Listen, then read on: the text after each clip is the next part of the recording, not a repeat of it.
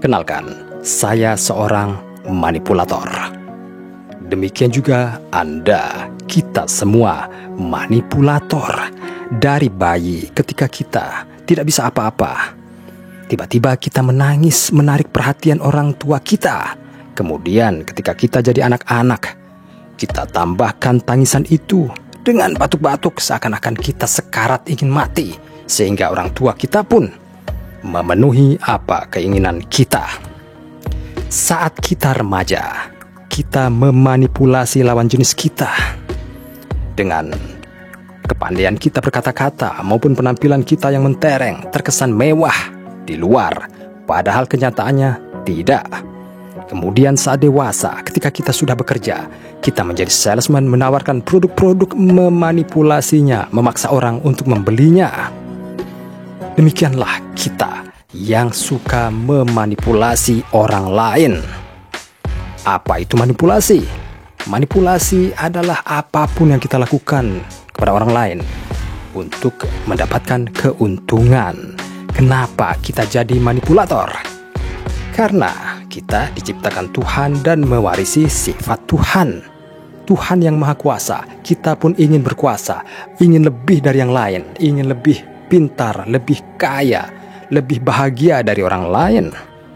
Dan ini diperparah dengan kenyataan bahwa kita manusia adalah makhluk omnivora. Kita memakan segala. Dan pada level tertentu, kita bisa lebih buas dari binatang. Siapa yang ahli dalam memanipulasi ini? Kalau kita menonton film atau TV, tentunya kita tahu para aktor pandai memainkan perannya, memainkan emosi penontonnya. Bahkan ketika syuting selesai, masih saja dianggap sebagai orang jahat yang berperan jahat. Lantas apakah tindakan manipulatif itu hanya akan merugikan orang lain? Ternyata tidak.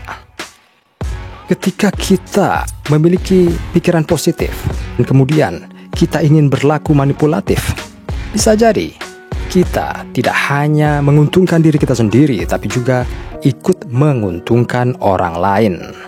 Taruhlah contoh, Anda suka menonton tayangan sedekah di konten-konten medsos. Itulah dia salah satu cara memanipulasi orang lain, menguras emosi orang lain dengan bersedekah. Orang ingin lihat endingnya dan korban penderitanya tentu dapat keuntungan. Jadi manipulasi itu tidak selalu negatif. Akan tetapi sebagai orang biasa yang tidak tahu apa-apa, kita perlu waspada menghindari diri dari tindakan manipulatif. Seperti apa itu? Pertama, awas orang-orang yang suka berbohong. Ketika Anda kenal dengan orang pertama kalinya, Anda tidak boleh percaya 100% kepadanya. Bahkan ketika kita kenal pun, lebih dalam lagi, tidak ada keharusan kita percaya kepada orang itu. Karena manusia adalah lemah, suatu saat dia bisa khilaf dan kita pun dirugikannya. Kemudian hati-hati dengan orang yang suka memuji. Jika dia melakukan berlebih-lebihan, tentu ada maksud terselubung, ada udang di balik batu. Dia menginginkan sesuatu dari Anda. Awas, hati-hati pula dengan orang-orang yang menjadikan dirinya sebagai playing victim. Dia melakukan kesalahan, semua orang tahu, tapi dia menjadikan dirinya sebagai korban dan menyalahkan orang lain. Juga hati-hati terhadap orang yang menjadikan Anda berada di posisi serba salah. Dia bisa jadi menolong Anda di waktu dulu dan mengungkitnya sebagai sesuatu ketidakikhlasan.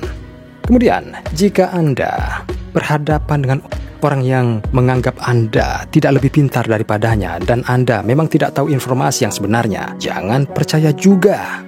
Kita tidak tahu tipuan apa yang sedang direncanakannya. Juga termasuk orang yang merasa mengetahui Anda lebih dari diri Anda sendiri, sebagaimana yang dilakukan oleh peramal. Ingat, yang tahu diri Anda adalah pencipta Allah SWT dan diri Anda sendiri. Selalulah waspada dengan tindakan manipulatif orang-orang yang tidak suka Anda maju. Kendati pun demikian, jika Anda ingin menjadi manipulator berpikiran positif yang menguntungkan tidak hanya diri Anda tapi juga orang lain, Anda harus punya sesuatu kekuatan, yaitu penguasaan diri. Anda bisa mengontrol emosi Anda dan mengalahkan diri Anda sendiri.